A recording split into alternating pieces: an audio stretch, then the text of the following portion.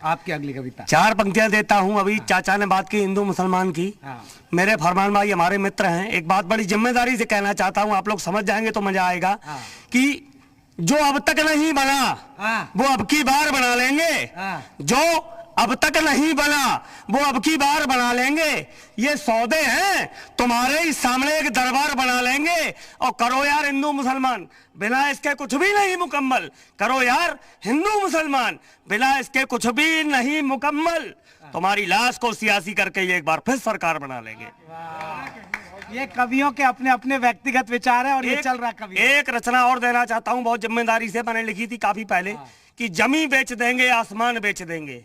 जो नेता हुआ वो नेता किसी का नहीं हुआ, ये सब जानते हैं। और जितने भी नेता हैं सभी जानते हैं। जिम्मेदारी से कविता पढ़ना चाहता हूं कि जमी बेच देंगे आसमान बेच देंगे, मिले अच्छे दाम तो ईमान बेच देंगे।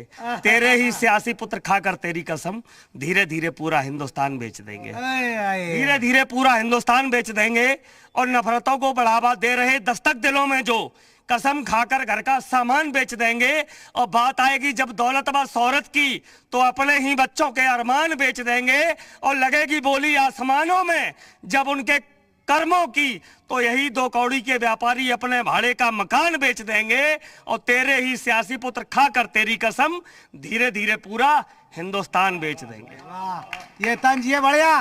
देखिए इलेक्शन की राम राम और नया रंग आपको मिल रहा है। एक रचना देता हूं बहुत ही जिम्मेदारी से। बात आती है जब हिंदू मुसलमान की, तो 4 पंक्तियां देना चाहता हूं कि क्या तुम हिंदू हो या हिंदू मुसलमान के आदी हो। क्या तुम, बहुत जिम्मेदारी से दे रहा हूं, क्या तुम हिंदू हो या हिंदू मुसलमान के आदी हो। बदनाम तुम्हारा मजहब या बदनाम तुम्हारी खादी हो। हिंदुस्तान की परंपरा का साक्षी होकर कहता हूं, लटका दो चौराहे पर अगर हिंदू भी जिहादी हो। लटका दो चौराहे पर अगर हिंदू भी जिहादी हो। और आखिर कवियों को क्यों लिखना पड़ता है, एक रचना देना चाहता हूं। उससे पहले एक छोटी सी गजल कि बेबसी क्या कहूं साहब बड़ी जालिम बीमारी है। बेबसी क्या कहूं साहब बड़ी जालिम बीमारी है। करोड़ों लोग भूखे हैं, सियासत अब भी जारी है। खुदा के खेल भी देखो जरा कितने अनूठे हैं। विश्व में आग फैली है, इबादत अब भी जारी है। और मेरा ये देश बलिदानी अटल है सदियों सदियों से। घरेलू जंग है फिर भी शहादत अब भी जारी है। अगर कुछ शेर हैं तो कुछ गधे अब भी हैं भारत में। मजहबी जंग के पीछे बगावत अब भी जारी है। मजहबी जंग के पीछे बगावत अब भी जारी है। और मैं उस कविता पे आता हूं कि हमें क्यों लिखना पड़ता है, कवियों को क्यों लिखना पड़ता है, लिखना पड़ता है। सुनिएगा कि आग लगी हो देश में जब निंदा पाकर लिखना पड़ता है। आग लगी हो देश में जब निंदा पाकर लिखना पड़ता है। बाहर हो ढेरी लाशों की घर आकर लिखना पड़ता है। कलम उठाने वालों की भी कोई जिम्मेदारी है। महफिल में नशा न हो तो तन्हा जाकर लिखना पड़ता है। महफिल में नशा न हो तो तन्हा जाकर लिखना पड़ता है। कलम पकड़ने वालों की ज्वालाएं हैं कब शांत हुई, गोली खाकर लिखते या गाली खाकर लिखना पड़ता है। कलमकार का अपना खुद का कोई भी किरदार नहीं।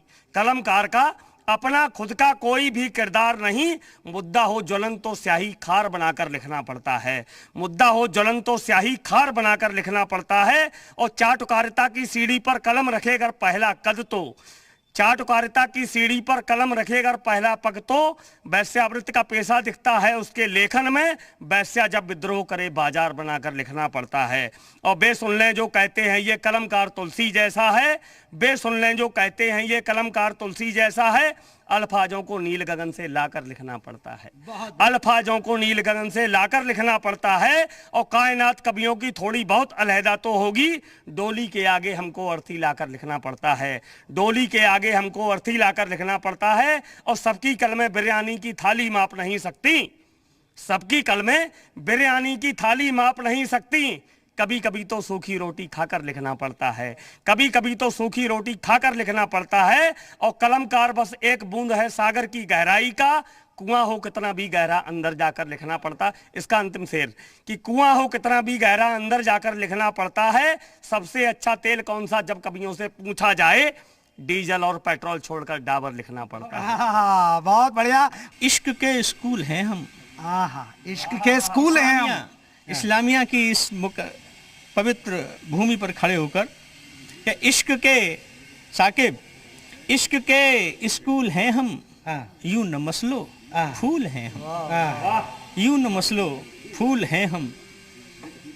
डाल पर जब तक खिले हैं, डाल डाल पर जब तक खिले हैं इस जगत को गंध देंगे, और यदि तोड़े गए तो भी मधुर मकरंद देंगे, और गिर पड़ेंगे जब धरा पर हम सृजन के छंद देंगे। बहुत बढ़िया। गिर पड़ेंगे जब धरा पर हम सृजन के छंद देंगे।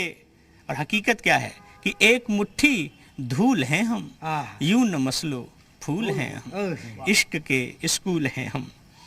कि एक अपने शर्मा जी को समर्पित हैं कि एक लड़की जिसको प्राणों से जिए भरपूर हम, एक लड़की जिसको प्राणों से जिए भरपूर हम, हो नहीं पाए उसी की मांग के सिंदूर हम, और देखो ये पड़े हैं हो के चकनाचूर हम, आंख की एक भूल हैं हम, यूं न मसलो फूल हैं हम। पुरानी यादें ताजा हो गई।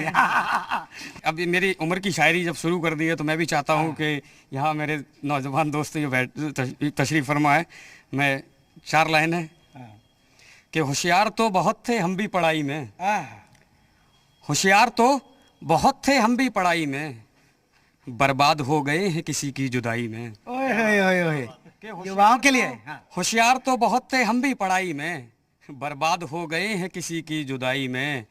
कि मशहूर थे क्लास में हम जिसके नाम से, संदेश भैया, कि मशहूर थे क्लास में हम जिसके नाम से, उसने भी टॉप कर लिया है बेवफाई में।